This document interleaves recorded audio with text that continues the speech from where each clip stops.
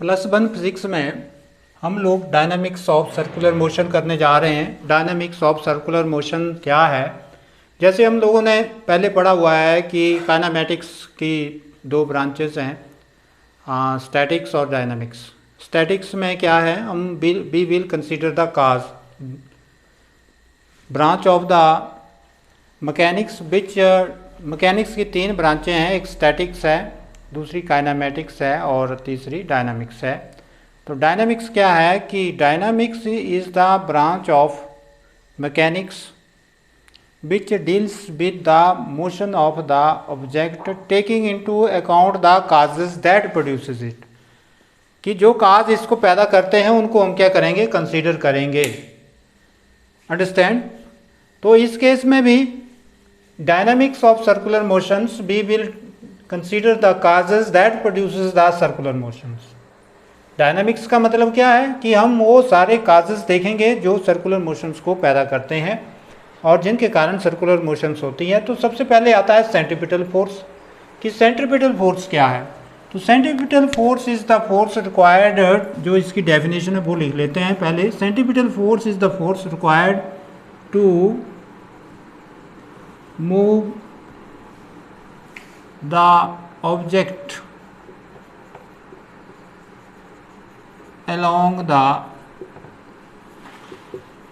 circular path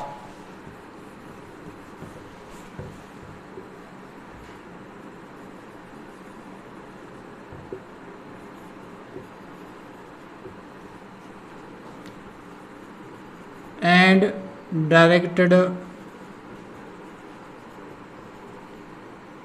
radially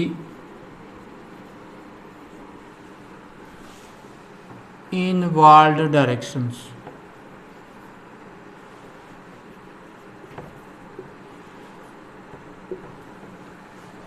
Centripetal force is the force required to move the object along the circular path and directed radially inward directions। या कई बार ऐसे भी बोल देते हैं कि centripetal force is the force required to deviate the object from its linear path to the circular path and directed radially inward directions। So many definitions of the centripetal force। कि overall conclusion ये है कि ऐसी force जिसके कारण body circular path में move करती है वो सेंट्रीपिटल फोर्स है। वो क्या है? सेंट्रीपिटल फोर्स है और हमेशा ये सेंटर की ओर ही काम करती है। अब जैसे मून अर्थ के चारों ओर घूम रहा है, moon is the planet of earth. What is the cause of the circular motion of the moon around the earth? That is the gravitational force। Now this gravitational force will provides the necessary centripetal force। ये क्या provide करेगी? Centripetal force provide करेगी और वो centripetal force जो है gravitational force के बराबर होगी और वहाँ से हम उसकी वेलोसिटी निकाल सकते हैं, किसकी? मून की। वैसे ही कोई भी प्लानेट अगर हमने स्पेस में भेजना है या हम आर्टिफिशियल प्लानेट आर्टिफिशियल सैटेलाइट्स हम स्पेस में भेज रहे हैं और वो आर्टिफिशियल सैटेलाइट्स अर्थ के चारों ओर घूम रहे हैं, तो वो भी सेंट्रीपिटल फोर्स के ही द्वारा मूव कर रहे हैं। कि जो ग्रेविटेशनल फोर्स है उस प्लैनेट के बीच में उस आर्टिफिशियल सैटेलाइट के बीच में और अर्थ के बीच में वो किसके बराबर हो जाएगी? वो हो जाएगी आपकी सेंट्रीपिटल फोर्स के बराबर। वैसे ही earth revolving around the moon, earth revolving around the sun, this is again due to the gravitational force. ये भी ग्रेविटेशनल फोर्स के कारण ही है कि अर्थ सन के चारों ओर घूम रही है। अंडरस्टैंड? तो मैंने आपको बताया कि moon is revolving around the earth due to gravitational force and this gravitational force is equal to the centripetal force. Means centripetal force will provide the circular path to the moon, and similarly is the case with the earth। Earth is revolving around the sun, this is again due to the but centripetal force। कि अर्थ जो है सन के चारों ओर घूम रही है, this is due to the centripetal force. So अब देखो, ये मान लो कि ये सर्कुलर पाथ है और इस सर्कुलर पाथ का रेडियस है r।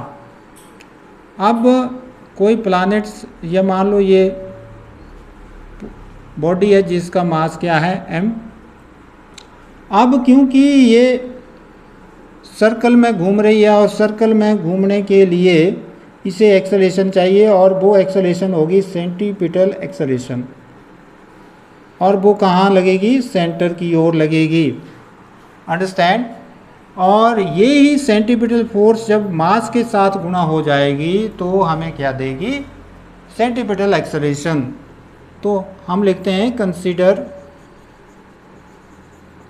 An object of mass m moving in the circular path of radius r।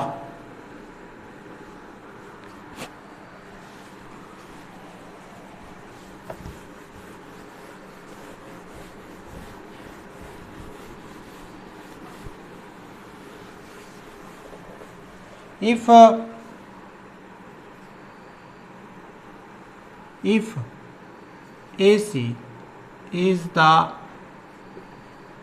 centripetal acceleration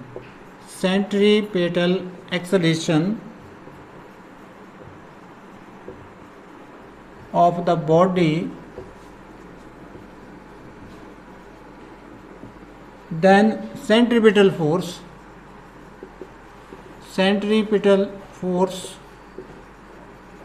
FC is equal to MAC।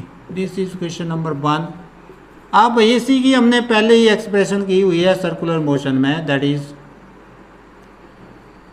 Is but b² upon r। Now this is question number 2। using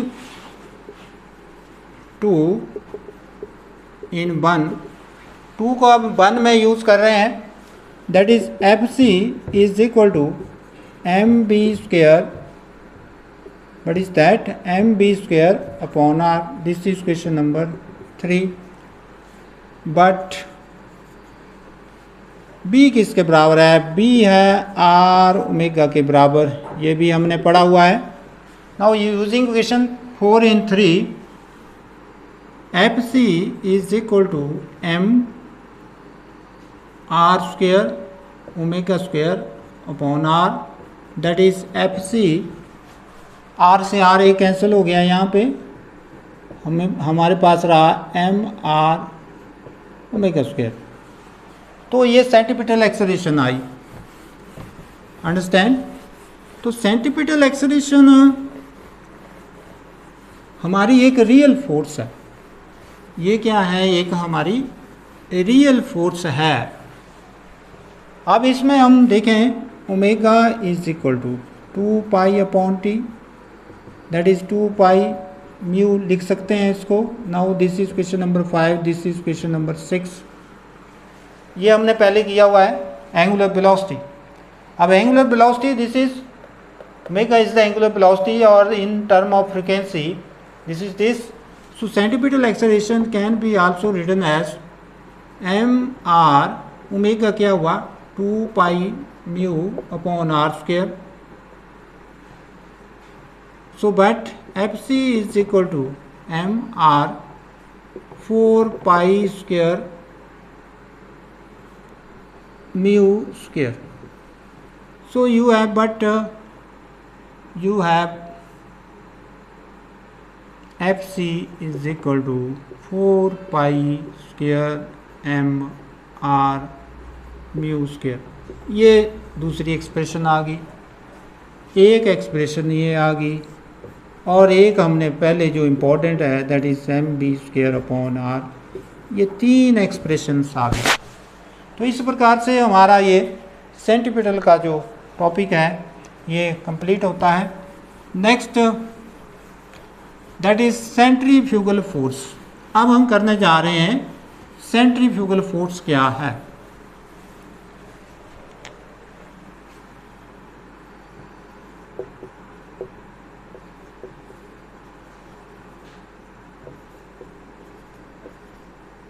अब देखो ये मान लो ये कोई axis है, axis of rotation है, और ये हमारा कोई चैम्बर है और इसमें कोई ऑब्जर्वर बैठा हुआ है। यहाँ पर ऑब्जर्वर रहने दो फिलहाल, या फिर टेबल का एग्जांपल भी ले सकते हैं हम लोग। ये ऑब्जेक्ट रखा हुआ है। अब ये ऑब्जेक्ट क्या है कि ये जेड एक्सिस की ओर लगा घूमने, ये ऑब्जेक्ट जो है ये किस ओर लगा घूमने, जेड एक्सिस की ओर रोटेट लगा करना है। ये सारी की सारी ऐसे रोटेट लग पड़ी करना है, ये सारा का सारा सिस्टम, अंडरस्टैंड, ऐसे रोटेट लग पड़ा करना है। और जब ये रोटेट लगा करना है तो क्या हुआ कि ये बाहर को इसने एक फोर्स एक्सपीरियंस की, बाहर को क्या किया इसने, फोर्स एक्सपीरियंस की। जैसे ही ये इसने रोटेट करना शुरू किया, इसने एक फोर्स एक्सपीरियंस की बाहर को। अब ये जो फ्रेम है ये हमारी एक्सेलरेटेड फ्रेम होगी। ये क्या होगी, accelerated frame, that is non inertial frame. अब नॉन इनर्शियल फ्रेम में Newton's law of motion apply नहीं किए जा सकते हैं, परंतु अगर न्यूटन्स लॉ ऑफ मोशंस को हमने अप्लाई करना है तो इसके नेचर्स को हमने ठीक ढंग से स्टडी करना है, तभी हम Newton's law of motion apply कर सकते हैं। अब क्योंकि ये रोटेट कर रही है, इसने फोर्स बाहर को एक्सपीरियंस की, अंडरस्टैंड, और उसी टाइम ये जो फोर्स एक्सपीरियंस की है वो उसके अगेंस्ट इसमें क्या हुआ, फ्रिक्शन पैदा हुआ। क्या पैदा हुआ, फ्रिक्शन। ये फोर्स इसने बाहर को एक्सपीरियंस की, अंडरस्टैंड, आ रही बात समझ में। अब ये केस कब है, जब ऑब्जर्वर क्या है, यहीं बैठा हुआ है। ऑब्जर्वर क्या है, यहीं ये बैठा हुआ है, इसी में ही ये भी साथ में क्या कर रहा है, रोटेट कर रहा है। और ऐसे सिस्टम में नेट फोर्स क्या होगी, ज़ीरो। यहाँ इसके द्वारा या इसके द्वारा, क्योंकि ये इसके साथ में रोटेट कर रहा है, तो नेट फोर्स होगी ज़ीरो। अब ये जो फोर्स जो जैसे ये इधर को इसने फोर्स जो एक्सपीरियंस की और फिर रोटेट कर रहा है, that is the pseudo force. ये क्या हुई, सूडो फोर्स हुई। अब ये सूडो फोर्स क्या है, ये सूडो फोर्स ही सेंट्रीफ्यूगल फोर्स है। सूडो फोर्स ही क्या है, सेंट्रीफ्यूगल फोर्स है। और ये किसके बराबर होती है, ये भी mv² अपॉन r की ओर होती है, परंतु ये क्या है, ये बाहर को एक्सपीरियंस कर रहा है। ये क्या कर रहा है, बाहर को एक्सपीरियंस कर रहा है, और उसके अगेंस्ट ये बाहर को जा रहा है। फ्रिक्शन कहाँ लग रहा है, इसके बराबर, और फ्रिक्शन भी इसके बराबर ही होगा। फ्रिक्शन भी किसके बराबर होगा, इसके बराबर होगा। और ये इसका नॉर्मल ऊपर को होगा और वेट नीचे को होगा। तो यहाँ पर अगर आप देखें कि F is equal to F, that is equal to mv² upon r, और यहाँ पर mg आपका नॉर्मल के बराबर या r के बराबर भी बोल देते हैं कई बार। तो यहाँ से अगर समझने की बात है कि ऑब्जर्वर क्या होना चाहिए, इसी में ही वो भी रोटेट कर रहा हो, परंतु यही ऑब्जर्वर अगर बाहर से देखे, इसके लिए ये क्या है, इसके लिए ये रेस्ट में है, इसके लिए क्या है, ये रेस्ट में है। परंतु यही अगर ऑब्जर्वर बाहर से देखे, यहाँ खड़ा होके, अंडरस्टैंड, तो ये जो है ये इसके लिए रोटेट कर रहा है। ये क्या कर रहा है, ऑब्जेक्ट इसके रिस्पेक्ट टू ये क्या कर रहा है, रोटेट कर रहा है। तो इस केस में ये जो सेंट्रीफ्यूगल फोर्स है ये फिर सेंट्रीपिटल फोर्स बन जाएगी। अब क्या बन जाएगी, सेंट्रीपिटल फोर्स बन जाएगी जब ऑब्जर्वर बाहर आ गया। अब इसके लिए ये क्या हो गया, ये अब इनर्शियल फ्रेम ऑफ रेफरेंस होगी, अंडरस्टैंड। अब ये क्या हो गया, इनर्शियल फ्रेम ऑफ रेफरेंस होगी। जब ये इसमें था तो ये non inertial frame of reference थी। तो जैसे बस में आप बैठे होते हैं, बस में जैसे आपने सूटकेस बीच में रखा हुआ है और बस एक्सेलरेट करती है तो वो सूटकेस पीछे को जाता है, तो जो अब बस तो आगे को काम कर रही है, परंतु जो पीछे को उसने मूवमेंट किया है और उस केस में वो पीछे को जो उसको फोर्स लगी है that is the pseudo force. वो क्या है, सूडो फोर्स है, अंडरस्टैंड। और फ्रिक्शन फिर कहाँ लगेगा, आगे को, जिस साइड बस जा रही है उसी साइड को फ्रिक्शन लग रहा है, परंतु इन रिस्पेक्ट ऑफ अगर आपका जो लगेज है उसके रिस्पेक्ट टू वो कहाँ है,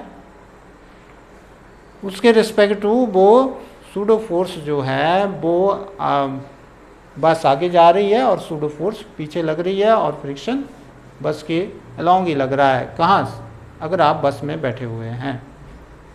तो वैसे ही जब आप शार्प टर्न लेंगे बस में तो क्या होता है कि आप बाहर की ओर जर्क लेते हैं, तो that is the centrifugal force. जो आपके ऊपर बाहर की ओर जर्क लगाती है वो क्या है, सेंट्रीफ्यूगल फोर्स है। वैसे तो हमने इसको इनर्शिया ऑफ डायरेक्शंस में भी देखा हुआ है, परंतु उसमें हमने इसकी डायनामिक्स को नहीं पढ़ा हुआ है। तो जो इसकी डायनामिक्स है वो ये बोल रही है कि ये बाहर को जो लग रहा है ये क्या है, सेंट्रीफ्यूगल फोर्स है। तो इस सेंट्रीफ्यूगल फोर्स का जो कंसेप्ट है वो हमारे न्यूमेरिकल्स में बार बार आता है और उसमें सूडो फोर्स का भी बार बार प्रयोग होता है। तो सेंट्रीफ्यूगल क्या हुई, सेंट्रीफ्यूगल फोर्स हुई the force which tends to move the object from the which tends to move the object away from the axis of rotation is called centrifugal force। ये क्या है, सेंट्रीफ्यूगल फोर्स है। और इसका भी वही फार्मूला वही है, दैट इज mv²/r। तो the force which tends to move the object away from the axis of rotation about which the object is moving, जिसके चारों ओर क्या है, about which object is rotating, जिसके चारों ओर क्या है, ऑब्जेक्ट क्या है, रोटेट कर रहा है, इज कॉल्ड सेंट्रीफ्यूगल फोर्स। जैसे मान लो हमने ये जेड एक्सिस ली और इसमें ही ऑब्जेक्ट को यहाँ रखा हुआ है, मान लो ये ऑब्जेक्ट है, तो ये ऐसे रोटेट लगा करने, और ऑब्जर्वर भी क्या है यहाँ पर इसी पर ही है, तो जो इसको बाहर की ओर जो धकेल रही है दैट इज सेंट्रीफ्यूगल फोर्स। और ये कौन सी फोर्स होगी, ये सूडो फोर्स होगी। और फ्रिक्शन कहाँ लगेगा, फ्रिक्शन लगेगा इस साइड, और सूडो फोर्स से होगी ये बाहर की ओर एक्सपीरियंस करेगी। तो इस ढंग say that is all about the centrifugal force and centripetal force. अब इसके बाद डिफरेंसेस की जाए, इसके सेंट्रीफ्यूगल फोर्स के एग्जांपल्स की बात की जाए जो आप बुक से देख सकते हैं, कि सबसे इम्पॉर्टेंट इसका एग्जांपल ये है कि जो घर में हम क्रीम को मिल्क से अलग करते हैं वो सेंट्रीफ्यूगल फोर्स से ही करते हैं। जो मशीन हम क्रीम को दही से अलग करने के लिए या कर्ड से अलग करने के लिए हम प्रयोग करते हैं, उसको क्या करती है कि वो सेंट्रीफ्यूगल फोर्स का ही काम करती है। उससे क्या होता है कि जो हैवी वाटर है, जो पानी है वो भारी होता है, क्रीम हल्की होती है, पानी बाहर को जाता है और क्रीम हल्की होने के कारण सेंटर की ओर आ जाती है। तो इसलिए उसको हम इकट्ठा इसको कलेक्ट कर सकते हैं। ये सबसे बेस्ट इसका इम्पोर्टेंस है, एप्लीकेशंस है। और दूसरी सेंट्रीपिटल फोर्स का क्या है, सेंट्रीपिटल फोर्स की भी बहुत सारी एप्लीकेशन जो मैंने आपको बताई हैं कि electrons revolve around the nucleus due to centripetal force, moon revolve around the earth due to centripetal force, earth revolve around the sun due to centripetal force as well as the gravitational force. तो ये इसके example हुए और कुछ इसके differences हैं। Differences क्या हैं कि centrifugal force that is always act away from the centre. अगर इसके डिफरेंसेस की बात की जाए तो अगर हम एक साइड सेंट्रीपिटल फोर्स लिखें और दूसरी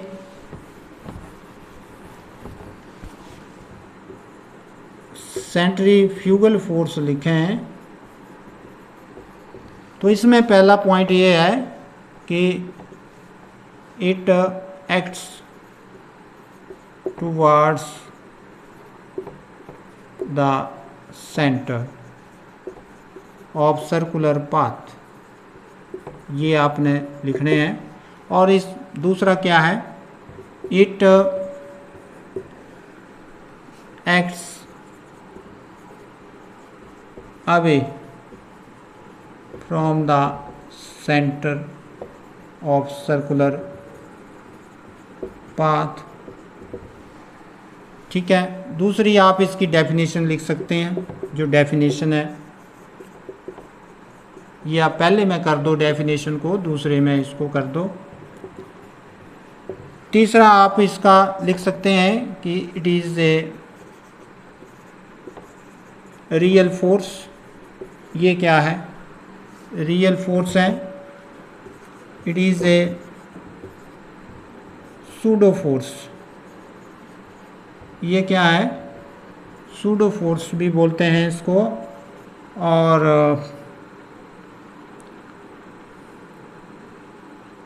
और फिक्टिशियस फोर्स भी बोलते हैं। Understand.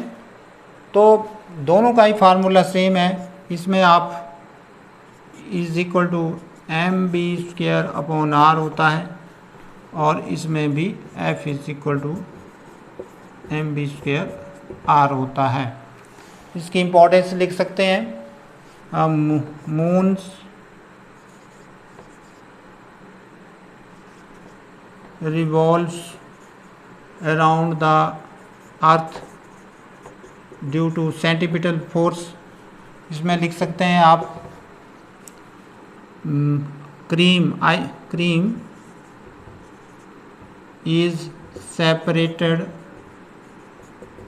from curd due to centrifugal force। Centrifugal force से ही क्रीम को निकाला जा सकता है। और इसमें एक और भी है कि अगर आप बस में बैठे हुए हैं और जैसे शार्प टर्न बस लेती है तो आप बाहर की ओर जो फोर्स एक्सपीरियंस करते हैं that is the centrifugal force. तो इस ढंग से ये आप लोगों ने कंप्लीट करना है।